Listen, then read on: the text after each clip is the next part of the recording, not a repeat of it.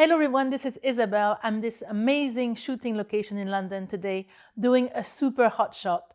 And I'm joined by two industry superstars.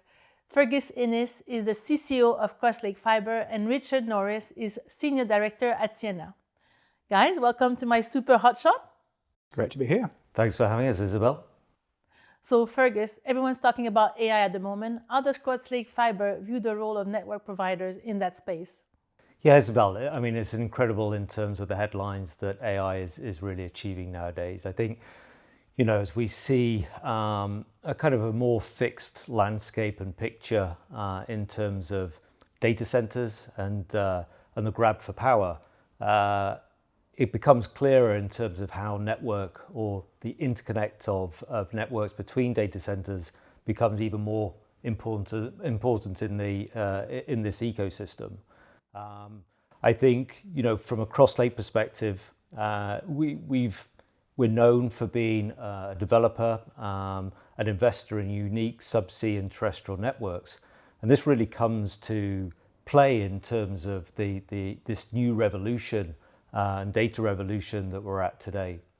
I think when we look at the industry as a whole, we see certain geographic locations certainly that are more remote than the usual data center facilities.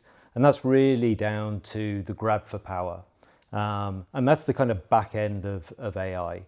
When you look at large language models and core compute facilities, that's really where a lot of the heavy work is being done. And there still is a need for network connectivity to those locations. And that's a challenge for the industry because they're generally new routes. They're not on the core networks that we'd know traditionally. And therefore, in terms of being able to provide new infrastructure to new locations provides a challenge in the market. And then on the other side, on the inference side, is really about taking that core compute closer to the eyeballs. And that's back to a more traditional core network infrastructure. And the challenge really there is just being able to scale up. And network providers are, in certain geographies, able to provide that, and having overbuilds in terrestrial networks is a business as usual. But there's also challenges just in terms of investment and ensuring that the projections that are estimated for AI have a return on the investment for network providers if they're going to invest on those routes as well. So Richard, I don't know what you guys are seeing, but we're certainly seeing this thing explode, and it's an exciting place to be at the moment.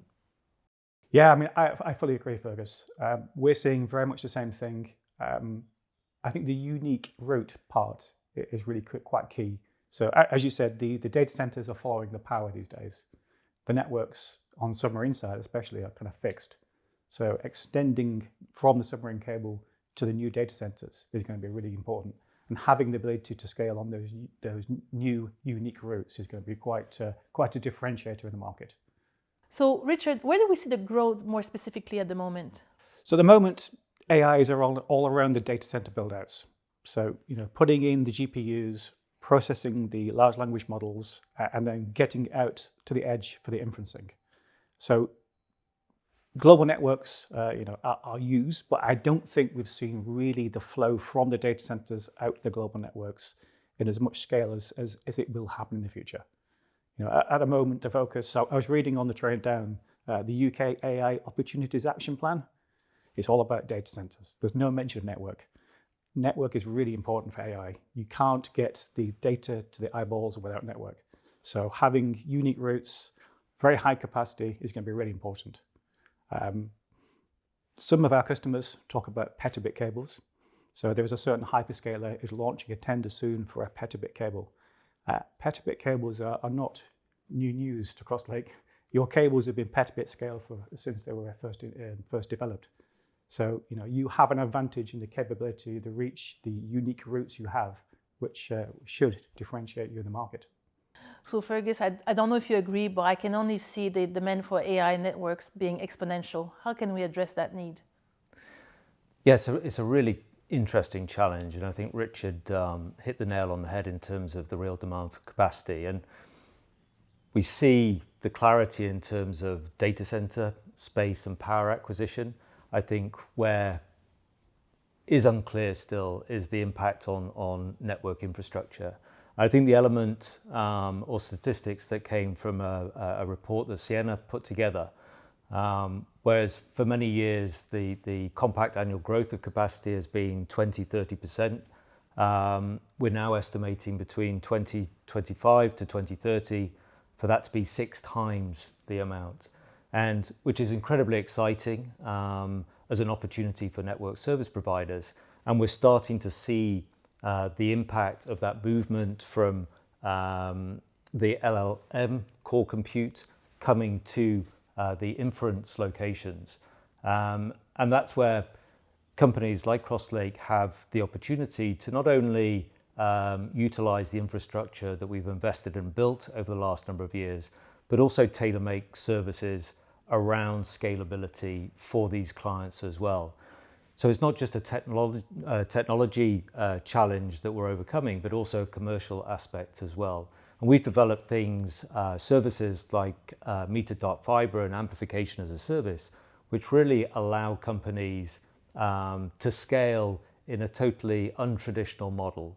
So it's very much a pay-as-you-grow, taking out the challenges of managing technology on a localized level, and providing a commercial and technical model that fits their business plan and allows them to focus on the rapid change within their industry, as opposed to having to focus on the technology side, which we will look after for them. So Fergus, this is very interesting from the network side, but Richard, what about the equipment side? What do you see? Well, there's a few aspects to consider. The obvious one is capacity. Everyone needs more and more bandwidth. So higher speed modems, more efficient in terms of space, power, cost per bit, all these good things. So that's really important. That's what we at Ciena are working on. And then on the operational side, how do we take AI and put it into our products to make the operation side for our customers a lot easier? So Crosslake Fibre and Ciena, you're partnering together. How important do you think these types of partnerships will be in the industry going forward? I think they've always been important, and going forward even more so. And even in our experience more recently, we work incredibly closely together, but also deeply with our customers together. And the reason being is because we're all trying to ensure that the infrastructure and designs and the engineering of networks is not just fit for purpose now, but is the next generation of network for the next generation of users. If we look at, and again, some statistics that came out of a Ciena report, 67% of data center interconnect users are looking to use a managed optical fiber network, and the remaining a dark fiber solution between core facilities.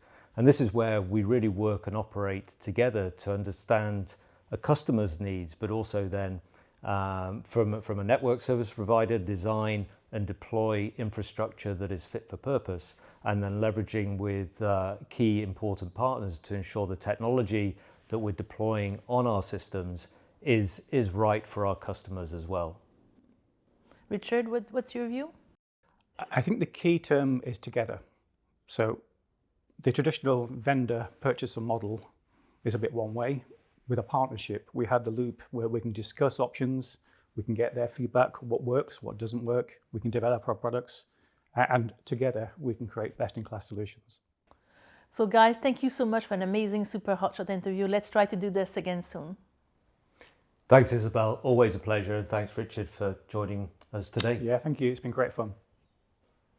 Everyone, thank you for watching, and until my next Super HOTShot.